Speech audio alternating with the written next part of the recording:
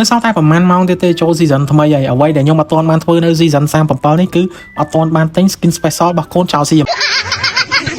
ដែលមានតម្លៃត្រឹមតែ100 diamond ទេបើថាគ្នាយើងត្រូវទិញឲ្យទៅព្រោះថា skin មួយនេះសិតតែជាប្រភេទ skin កម្រហើយនៅថ្ងៃស្អែកទី17ខែកញ្ញាវេលាម៉ោង3មហាព្រឹត្តិការណ៍ដ៏ធំជាច្រើនរបស់ Mobile Legends គឺនឹងឈានចូលមកដល់ហើយមួយគឺជាការទម្លាក់រែងទៅជួបបង Epic Scene នេះហើយសម្រាប់ខ្ញុំមួយខ្លួនឯងអត់បានទៅជួបបង Epic Scene ទេគឺខ្ញុំទៅជួបបង Grand Master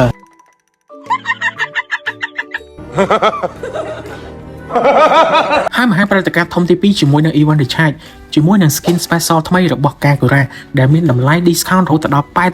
86% នៅសល់ត្រឹមតែ100 diamond តែប៉ុណ្ណោះហើយដៃ Kagura នៅស្រុកខ្មែរយើងនេះក៏មានមិនតិចដែរចេញភ្លាមដាក់ពេជ្រទិញភ្លាមលេងបានភ្លាមមុនគេលុយខប់សេរីហើយអ្នកទាំងអស់គ្នាក៏អាចដាក់បានតាមរយៈ website អ្នក top up $1ចំនួន2ដងក៏បាន weekly pass 1ក៏បានហើយបើដាក់ weekly pass 2ក៏កាន់តែអែមទៀតទិញបានទាំង skin Kagura special មួយហើយនិងកាដូឈ្មោះឲ្យឡើងរាសីក្នុងការអស់រ៉េង season ថ្មីតម្លៃត្រឹមតែ50 diamond ប៉ុណ្ណោះអញ្ចឹងគ្នាយើងដាក់ weekly pass ចំនួន2ទៅនៅ website អ្នក top up បានទាំង skin Kagura និងកាដូឈ្មោះដល់ព្រឹត្តិការណ៍ទី3នៅថ្ងៃស្អែកឲ្យតែថាប៉ិនលេងរ៉េងលេងបាន20 game នៅក្នុងរ៉េងនិងទទួលបាន skin Valentina free មួយដែលឥតគិតថ្លៃ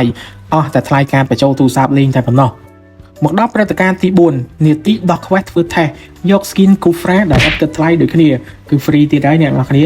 ដែលមានដំណើរការចាប់ពីថ្ងៃទី17ខែកញ្ញារហូតដល់ថ្ងៃទី19ខែតុលាឆ្នាំ2025អញ្ចឹងចន្លោះចាប់ពីថ្ងៃទី17ស្អែកហ្នឹងដល់ថ្ងៃទី19ខែតុលាហ្នឹងកុំភ្លេចបើកហ្គេមធ្វើ quest យក skin free របស់ Kufra ផងដល់ព្រឹត្តិការណ៍ទី5ការ reverb និងការកែលម្អពូជអម្បូរ Hero Abyss ដែលមាន hero ដូចជា Alice D-Rod ថាមូហើយ hero ដែលត្រៀមនឹងចេញថ្មីហ្នឹងគឺជា hero ដែលមានឈ្មោះថា Obsidian ហើយ hero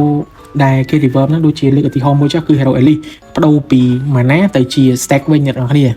អញ្ចឹងធៀមខ្លួនយើងទទួលបទពិសោធន៍ថ្មីនៃប្រភេទពូជ Hero Abyss អ្នកនរគ្នាហើយព្រឹត្តិការណ៍ទី6ក៏ជាព្រឹត្តិការណ៍ចុងក្រោយគេដែរអ្នកនរគ្នានឹងត្រូវជួបប្រភេទដូចជា MM2 Make 3និង Hyper 4